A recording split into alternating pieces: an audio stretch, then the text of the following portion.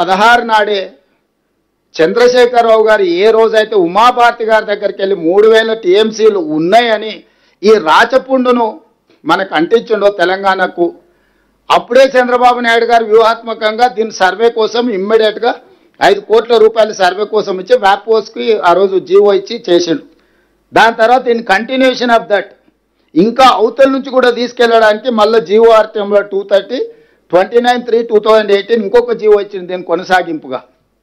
ఈ రెండింటి నేపథ్యంలో ఫేజ్ 1 కింద దాదాపుగా 200 పేజీల రిపోర్టు వ్యాప్కోస్ వాళ్ళు ఆంధ్రప్రదేశ్కి 2018లోనే సబ్మిట్ చేశారు. దాంట్లో 4 రకాల ప్రతిపాదనలు, పెన్నాకు గోదావరి జలధార 4 ఆప్షన్స్ ఇచ్చారు. ఆప్షన్ 1, ఆప్షన్ 2, ఆప్షన్ 3, ఆప్షన్ 4 4 రకాల ఆప్షన్స్ ఉన్నాయి. ఇందులో option 4 is the best option. దీని ప్రకారం 400 టీఎంసీలు తీసుకొచ్చి ఈ రోజు మనం 200 టీఎంసీ గురించి మాట్లాడుతున్నాం. యాక్చువల్గా this project is design for 400 TMC, not for 200. టెంపరీగా ఇన్ఫ్రాస్ట్రక్చర్ అంతా 200 టీఎంసీకి చూపిస్తున్నారు, కానీ వాళ్ళు సివిల్ వర్క్లు మొత్తము ఇప్పుడు పంపించిన పిఎఫ్ఆర్ ఏదైతే ఉందో ఫీజిబిలిటీ రిపోర్ట్ ఏదైతే ఇచ్చిండ్రో అందులో 300 టీఎంసీకి ఆల్రెడీ డిజైన్ చేశారు. పంపులు మాత్రమే ఫిట్ చేస్తున్నారు. ఇంకొక 100 టీఎంసీకి 200 టీఎంసీలకు పంపులు ఫిట్ చేస్తారు. 300 టీఎంసీకి మొత్తం ప్రాజెక్టులు కడుతున్నారు. కెనాల్స్ కానీ పంపులు ఫిట్ చేసుకోవడానికి అవసరమైన కాంక్రీట్ స్ట్రక్చర్స్ ఇవన్నీ. సో 400 టీఎంసీని ఏ విధంగా అప్ టు ప్రకాశం నెల్లూరుకి తీసుకెళ్లాలనో 2016 నాడే చంద్రశేఖరరావు గారు చెప్పుడు, చంద్రబాబు నాయుడు గారు ఇదే అదనుగా తీసుకొని పనులు మొదలుపెట్టుడు. చంద్రబాబు నాయుడు గారి హయాంలోనే మొదటిసారి చంద్రబాబు నాయుడు గారి హయాంలోనే ఇన్ని పేజీల రిపోర్టు వ్యాప్కోసు ఆంధ్రప్రదేశ్ గవర్నమెంట్కి ఇచ్చింది. ఏ ఒక్క రోజు కూడా చంద్రబాబు నాయుడు గారు ఉన్నప్పుడు 16 నుంచి 19 వరకు ఏ ఒక్క రోజు ఇది చంద్రబాబు నాయుడు గారిని వ్యతిరేకించలేదు చంద్రశేఖరరావు గారు. ఇది వదిలేసి 2019లో మళ్ళీ జగన్మోహన్ రెడ్డి గారు రాగానే ఇప్పుడు అన్ని పవర్ పాయింట్ ప్రజెంటేషన్లు చూపించారు.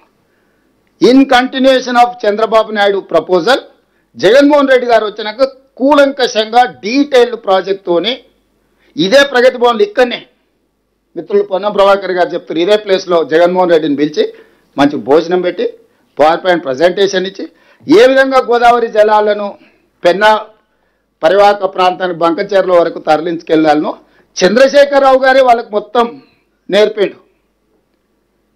ఈరోజు ఆయన 80,000 పుస్తకాలు చదివిన తెలివితేటలు విశ్వాసం ఏదైనా ఉంటే తెలంగాణ ప్రజల పట్ల చూపించాలి.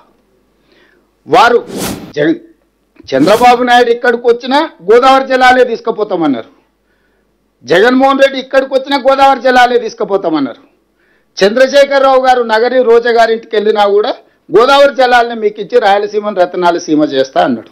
అంటే మా ఇంటికి వస్తే ఏం తెస్తావు, మీ ఇంటికి వస్తే ఏం పెడతావు అనే విధానము స్పష్టంగా ఇక్కడ ఉంది. ఈ నేపథ్యంలో రెండోసారి ముఖ్యమంత్రికి వచ్చిన చంద్రబాబు నాయుడు గారు పాత ఫైల్స్ అన్నిటికీ దుమ్ము దులిపి ఇప్పుడు ఆ పనులను ముందుకు తీసుకెళ్లడానికి మొదలుపెట్టినారు.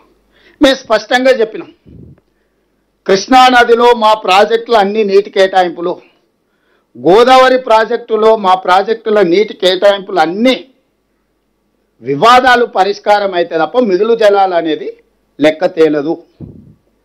కాబట్టి గోదావరి బేసిన్లో మా పెండింగ్ ప్రాజెక్టులు ప్లస్ 968 టీఎంసీ వాటర్ ప్రాజెక్టులు మేము మొత్తం కట్టుకున్న తర్వాత మిగులు జలాల పైన వరద జలాలు ఉంటే అవి ఎన్ని మిగిలినాయి, దాంట్లో మాకెంత వస్తుంది మీకెంత వస్తుంది. మళ్ళా మిగులు జలాల మనకు వాటా ఉన్నది, వరద జలాలలో కూడా మనకు వాటా ఉన్నది.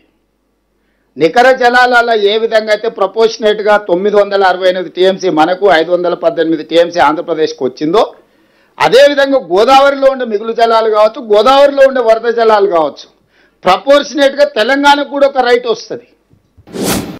ఇవన్నీ చర్చించుకోవాలంటే ఆఫీస్